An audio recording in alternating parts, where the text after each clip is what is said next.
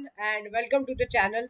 आज की इस वीडियो में हम जानेंगे सर्वाइवरशिप बायस, जो कि ह्यूमन साइकोलॉजी से रिलेटेड है। एंड अगर मैंने एक शॉर्ट भी डाला था, अगर आपको याद हो, आपने देखा हो तो लॉस अवर्जन वाला, वो भी ह्यूमन साइकोलॉजी से रिलेटेड है। तो कुछ वीडियोस ह्यूमन साइकोलॉजी से के रिलेटेड भी आएगी, लेकिन वो स्टॉक मार्केट के साथ भी उसका कहीं ना कहीं रिलेशन होगा।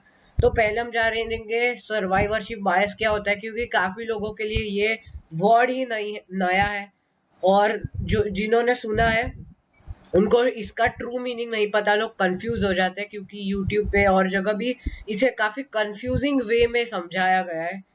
एंड इसका रिलेशन स्टॉक मार्केट के साथ तो कहीं पे नहीं समझा गया, तो मैं आज आपको समझा दूंगा। So without wasting any time, let's jump into the video.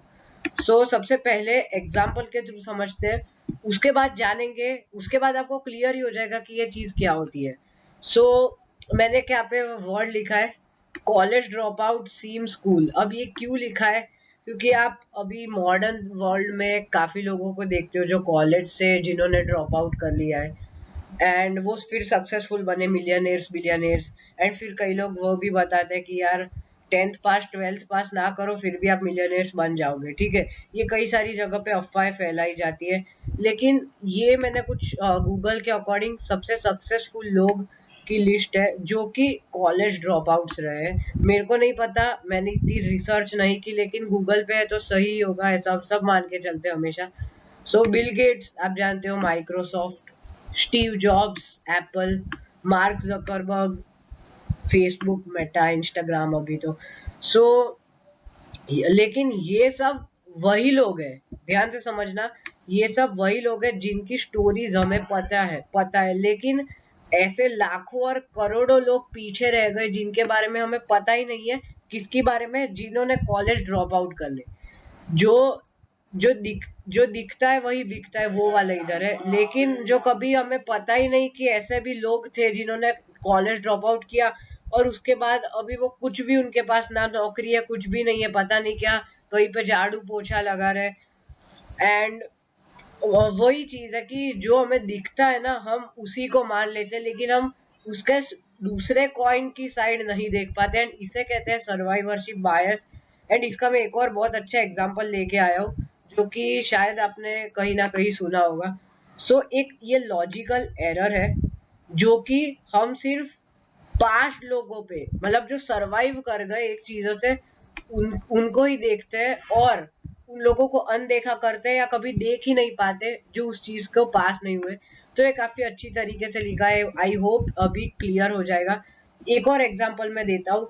आपको वर्ल्ड वॉर 2 के बारे में तो पता ही होगा, ज्यादा हम हिस्ट्री क्लास जैसा नहीं इसे फील करवाएंगे, जहाँ पे एक जगह थे ब्रिटिश लोग एंड फ्रांस, एंड दूसरी जगह पे जर्मनी थी, Hitler and Soviet union and rest all.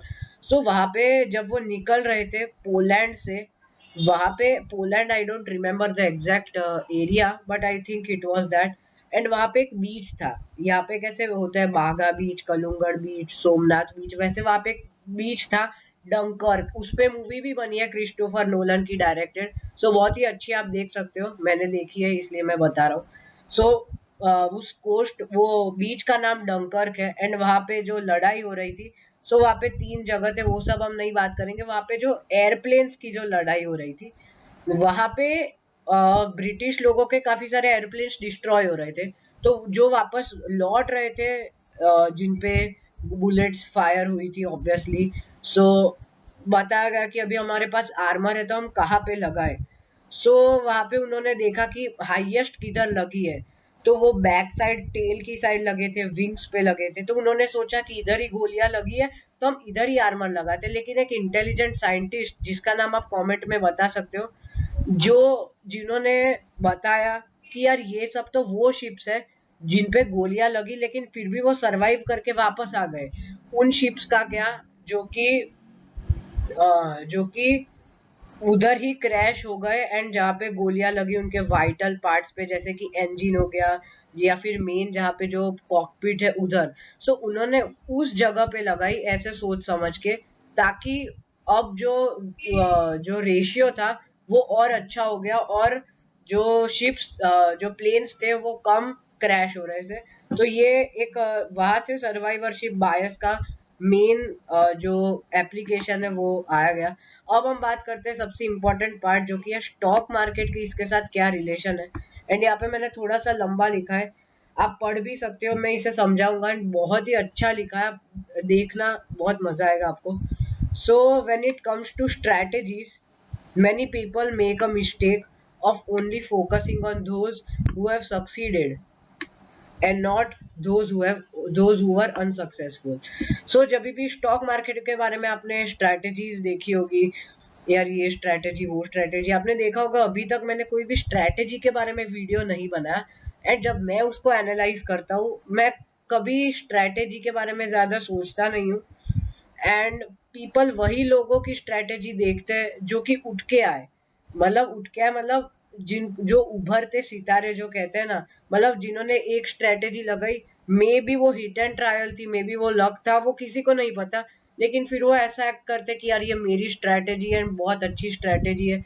सो उसको कई लोग कॉपी करने का ट्राई भी करते हैं, लेकिन फिर वो अनसक्सेसफुल हो जाते हैं। और ऑब्वियसली वो सबके सामने तो कभी आते ही नहीं है, क्योंकि अनसक्सेसफुल लोगों के लिए कोई रूम नहीं है इस वर्ल्ड में। So we only focus on success stories of trader और investor who have become millionaire over time. ठीक है, ये तो ऐसे ही लिखा है। So we might even mimic their exact strategies. ये इंपॉर्टेंट चीज है कि हम हमेशा उनकी मिमिक, मतलब हम उनकी कॉपी करने का ट्राई करते हैं। अच्छा इसने यही किया, हम भी यही करते हैं।